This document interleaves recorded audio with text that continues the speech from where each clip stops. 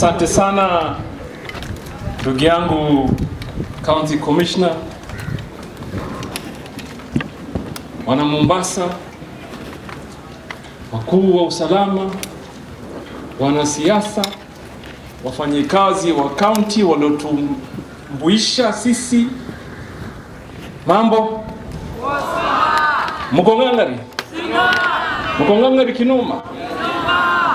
Bas mimi hasusan nimekuja pia kusikiza leo, kwa hivyo sitosema sana, nasema machache, na nina imani sisi wote tuko hapa kwa sababu twaipenda nchi yetu, na tuko hapa kwa sababu tuna imani kuu na nchi yetu, na tunafurahia wakati nchi inatambua mashujaa wake. Sasa mashujaa wako aina mingi sana, kila mtu ana ushujaa kiasi chake, na kitu ambaye inatufunza ni kwamba ukiwa na ushujaa hata wa malezi nyumbani kwako, wewe endelea kuyafanya. Iko siku kama tulivyoona hawa wanne wa hapa Mombasa leo, mtu atakuja kukuona. Iko siku, na kama hutopawa recognition kama hii, basi watu watakuombea Mwenyezi Mungu kwa mema yako, and that is more important than anything else. Nataka niseme machache. Kwanza nataka nizungumze mambo ya corona, because we have a responsibility, majukumu. Na nataka nianzie pale my brother Abdul Samad Sharif Nasser left. Amesema kwamba wakati wa pandemic or an emergency that requires an urgent decision, paka mambo fulani yatendwe. Na mimi nataka niwakumbushe, hakuna kiongozi. Okay, let me speak for myself. There is absolutely no way I can sit in a room to have a discussion on any matter that will affect the people of Mombasa in a negative way. I would never do that. But also, I will not hesitate to take some action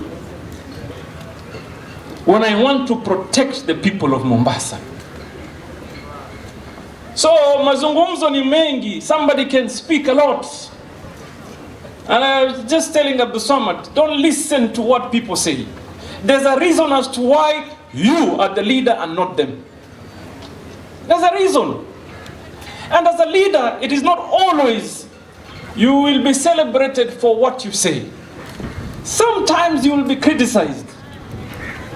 But you need to be able to evaluate your decision and have the confidence that you're on the right path. Nimemwambia hapa mbunge wangu wa Mvita, juzi nimemwambia there's someone, wakati tulisema tufanye cessation of movements, someone sent to me a very strong message, watuonea governor. That same person 1 week ago, unfortunately, walipata mtu ambaye ameumia na COVID in their family. Now writes to me and tells me, Governor, tafadhali tufungie. That is the mind of the people. You know? Wengine wanaona jambo ni zito paka likiwa limeudhuru wao. Sasa sisi kama viongozi, we have a different responsibility. And it doesn't mean we're perfect. We know nchi ilivyokuwa imefungwa sana, hali ya uchumi imedorora. We know and we feel it. The highest requests on school fees, on businesses that has ever come to us, it is during that time. But we have to make a choice. What do we do? Shall we live as life is normal, or shall we learn from other people and what they have done, and even think on our own way, outside the box, what it is that we could do? So tumefanya yote, hospitali tukajenga madaktari, tukanunua, tukamaweka ambulance, tuka increase the capacity to look after the sick. But also we have a responsibility to protect that wale ambaye wana uzima. So we've been dealing with the issues of COVID-19 from as early as February. Tumengangana nayo, we got to a point where we felt we should relax the measures a bit. But the fact of the matter is that the only person that can protect mwingine zaidi ni wewe mwenyewe nafsi yako. You can protect yourself better than Kitio can protect you. Gatherings have been allowed up to some level. But it doesn't mean you should not wear your mask.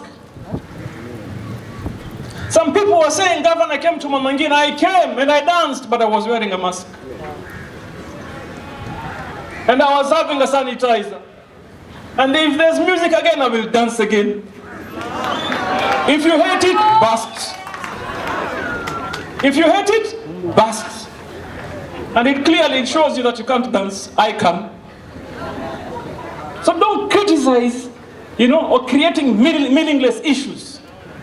As a leader, you have a responsibility to say what is the truth. We agree as a country we are in a situation where we need to start opening up our economy. But there are protocols to do that. And it's very simple. I urge you, the people of Mombasa, if you want, and the entire Republic, if you want us to do well on COVID-19, please just wear your mask when you are close to people. I have removed my mask here. The person closest to me is over 2 meters. But if Kitio comes here, I will put back my mask. So it's not rocket science.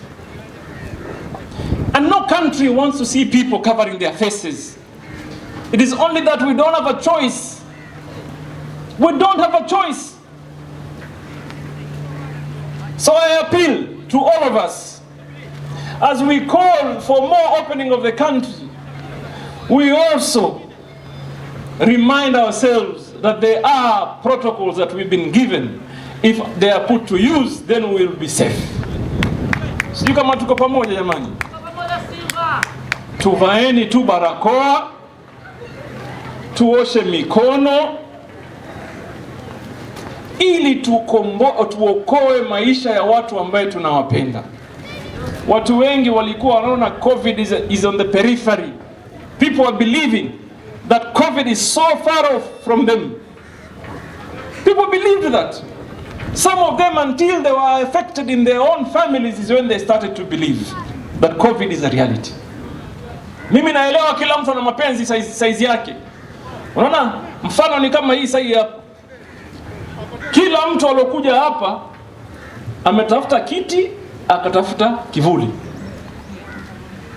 Lakini huyu mzee ushebe huyu awacha vivuli vote, kiti chote akaka kwenye jua. Ndio mapenzi yake hayo. Huyu ndio anavyopenda. Kila mtu ana mapenzi kivyake. Lakini tusifikirie sisi tu kama kibinafsi. What you do sometimes, if not most of the time, affects the people around you.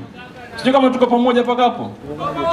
So nataka niwaombe watu wa Mombasa, don't use any excuse. Usitafute tu, usitafute, hata mimi niko na nyinyi, usitafute sababu tu ya kutofanya. Fanya yale yako, wacha wengine nao wafanye yale yao. Sijui kama tumekubaliana hapo. Sasa tuingie mambo kidogo. Wajua mimi ni mwanasiasa, poleni. Mimi ni mwanasiasa. Hawa wengine pande hii si wanasiasa. Hawa nini huku, mmoja tu mwanasiasa ni Abdulswamad Sharif Nassir. Watu wanaongea mambo ya BBI. Watu wanaongea mambo nini? BBI. Wengine wanaongea mambo sijui ya hasla.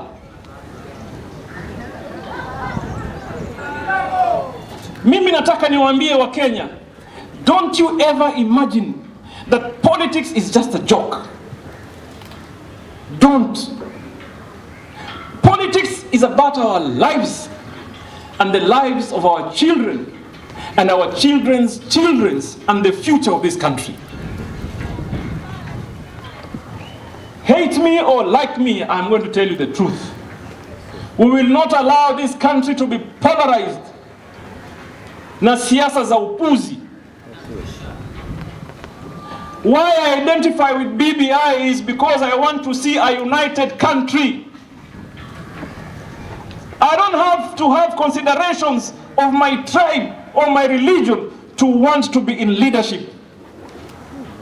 It doesn't have to be lazima ichukue kabila hili ama mpaka uwe first past the post. Yani wewe ukishinda umeshinda kila kitu. Tunataka tuone Kenya ambaye Mkenya yoyote, uwe opposition, uwe serikali, bado uko na msemo katika mienendo ya kiserikali na maisha yetu. Hiyo ndio Kenya tunaitaka sisi. An enabling environment for people to grow. You know? People to do business. People to be employed. Don't imagine that you can ride by saying mambo ya umaskini. Ati sasa mimi ni maskini, tataka tuungane na maskini wenzetu. Mungu asiwajalie wale wapate maskini, lakini umaskini ni kitu kibaya. Sasa wao wanatumia hisia kali ama emotions of the people. You know, they're escalating emotions.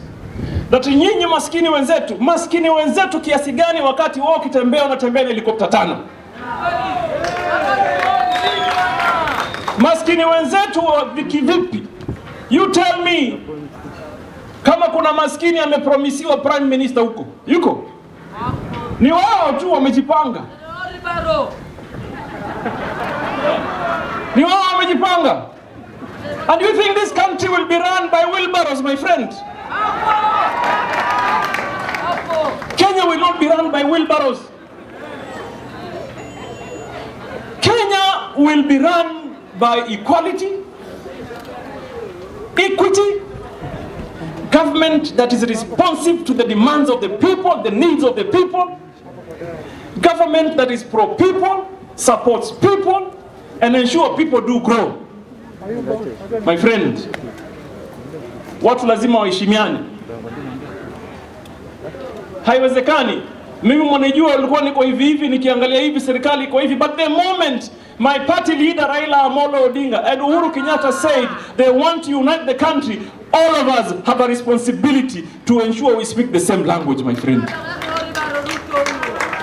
You know, and then you peddle lies. If you look at the BBI, their proposal to ensure that there's more resources ambayo imeletwa mashinani. More resources. Devolution sahi mimi mwenyewe napata 15% kama governor. Nimemsikia Abdulswamad hapa atakao governor. Ukiingia bro utapata 35%. Can you imagine what you'll be able to do for people of Mombasa? Sahi sisi na 15% tumejenga Sitwali Mtongwe, tumejenga Shikaadabu, tumejenga Marimani, tumejenga Vikwatani, sahi za jengo zingine Jomvu, tumejenga Changamwe, Chaani, na tuka-equip madaktari, tukaajiri watu wanapata huduma. Siku ya COVID tumenunua ma-COVID ambulances yako hapa, ma-fire engine yako, basari tuwapeana, infrastructure we are supporting. It is called common sense. Unaweza kudanganya watu kuhadaa mara moja lakini sio mara zote, my friend. So nataka mtathmini kwa kina sana. Even at your own level, you must ask yourself, uko hapa sasa, utawacha hii Kenya kiasi gani wakati umeondoka katika hii taifa? I ask myself that question every day. You also need to ask yourself. What contribution? Don't tell me because of a tribe. Don't tell me. And here in Mombasa, Sisi, we are the epitome of diversity. And this diversity is what has empowered us. Mimi kwanza nina bahati, mimi siwezi kutembea katika nchi hii kokote na nikose mtu, kwa sababu hapa Mombasa kuna watu wa kutoka Kenya mzima. Hata nikienda kule Pokot, if I am stuck, I know I can call someone who has a family here and he comes from there. Hata niende wapi, because watu wa Mombasa wamejifunza kwamba kwao muhimu ni utu kuliko kabila, kwao muhimu ni utu kuliko dini. You pray, I will not judge you kwa sababu ya dini yako, lakini wewe unaomba Mungu ukiamini dini yako iko sawa, and we respect you for it. And therefore we will not allow any individual to imagine they will come and divide us. Very dangerous kind of politics, at the rich versus the poor. Do you know what it means to have a peaceful, secure country that enjoys tranquility? Because only with peace, security, tranquility, all of us can prosper. And it is so wrong for a leader to play with the emotions of the people because you want to be elected as an individual. Eventually utakuwa peke yako tu. When you're in opposition, governor sio watatu, wanne, governor ni mmoja tu. So I'm telling you, tafadhalini, mkiambiwa majambo, tathmini, go deeper. Go deeper and understand the issues broadly. Even me, there are issues that dissatisfy me. Kuna mambo pia kiserikali ambayo siyaridhi. But today we have a position where we can discuss, and we discuss. It is not always I'll come to you and tell you tuamke. Mbona tukilala siwambi tulale? So naomba jamani tuwe makini. Hasusan wakati huu tunaenda katika mwaka wa 2022. Wengi watatembea, wengi watasema. Mimi naunga mkono muenendo ambaye itafika siku mtu yoyote kutoka pande yoyote ya taifa letu anaweza kupata urais wa nchi hii. And let me tell you, I am the deputy party leader of ODM. You know why? Because I believe the path to presidency. Mimi nataka kuwa rais, msinione hivi. Nataka. Lakini njia ni hii ya kuunganisha Kenya. A minority will never be able to lead this country if we continue to believe that wale wengi peke yao, they have the right to rule the others. There are countries around us hapa. Kuna watu wanaishi katika nchi jirani zetu hapa. And so often you will see people from minority wameenda mbele wakawa marais wa nchi. Kwa nini sio Kenya? Kwa nini sio Kenya? Kwa nini sio Kenya? Kwa nini sio Kenya? Nani alikwambia wewe? Ama ulisikia wapi wewe? Ubaya wenu nyinyi sometimes hamuelewi. Mambo ya serikali ni mapana na makubwa. Ubaya wetu sisi wote, mara nyingine tufanye nini? Hatuelewi. Mbona siwasikii? Sisi wote, si nyinyi pekee yenu. Mara nyingine sisi wote ubaya wetu nini? Hatuelewi. Na tukielezwa wajuaji kuliko yule muelezaji. Tatuambia nini wewe? Take time, listen, understand. Fanya utafiti, digest. Rudi nyuma peke yako, kaa kwako, ufikirie baina ya hii na hii, lipi lina manufaa, lipi lina ukweli, lipi ni la kudumu, lipi lina uwazi, na uangalie pia character za watu. I did not plan to mention any names, but let me say this. You cannot tell me, I'm sorry to say this, you cannot tell me by all qualifications that the Deputy President of the Republic of Kenya is a poor man. You can't. You cannot. Better come forward and say these are the policies, but don't tell me mimi maskini mwenzako kivipi?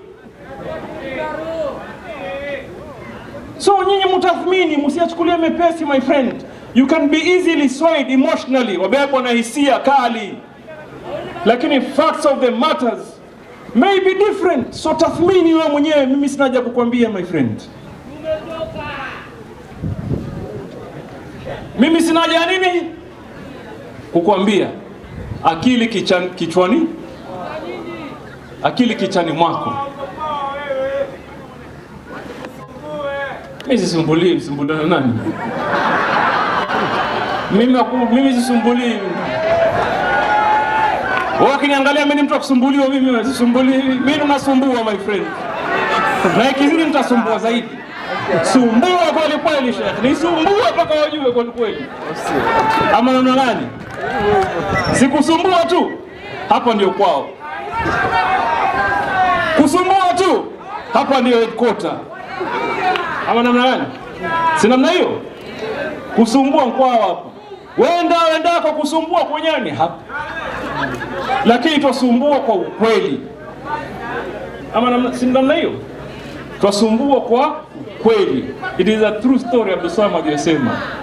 So mimi sitaki kuendelea zaidi hapa, nataka niwaambie tuombeane Mwenyezi Mungu. Na wote nipokea. First in the line. Si ndio?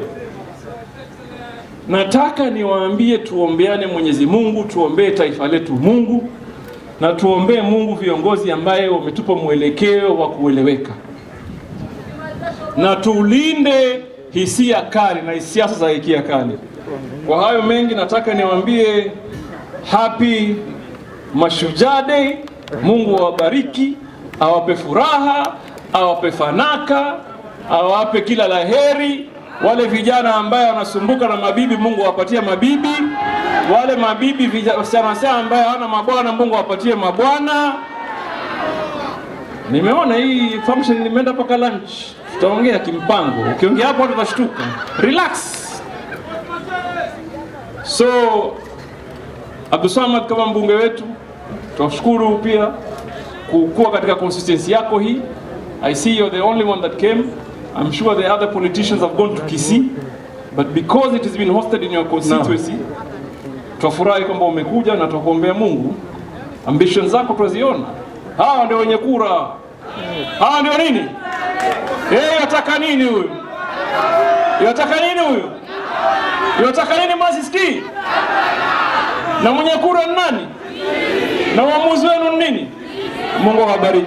Asante sana, asante sana.